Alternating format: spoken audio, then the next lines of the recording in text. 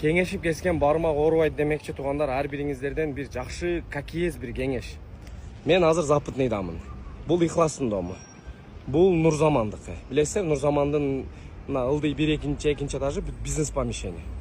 Анан туугандар, мен бул жака KFC мисалы макаронная барына аты чыккандардан борсок бар. Анан мен мына 2 этаждан 100 квадрат метр өзүм ниет кылып жүргөн жана Glass Originals деген кийим ачайын деп атам да. Буну эми көптөн бери ниет кылып жүрөм.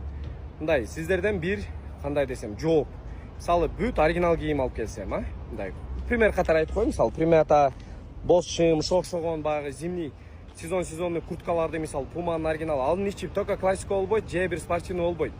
Оригинал кийимдерди чисто сайттан заказ кылып беребиз. Анткени Оштун эли дагы көбүнчө эле Бишкектен заказ кылат да. Мен билем, Оштун балдары дагы мисалы Бишкектен жакшы кийимдерди заказ кылат. Бара бардыгы эле мындай сапатына карап жакшы мына бренд кийимдерди кийип калды.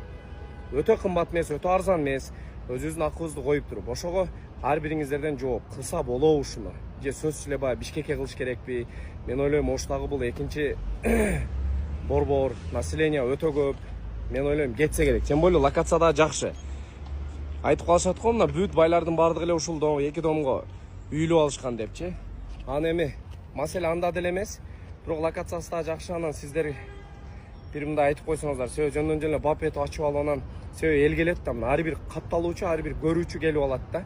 Ошого стоит или не стоит деген нерсе бир комментарий жазып койсоңуздар, ар бириңиздерден күтөбүз туугандар. Биз себебин кылып көрөбүз, эми болуш болбошун өзүңүздөр билесиздер. Ассаламу алейкум. Glass Originals буйруса.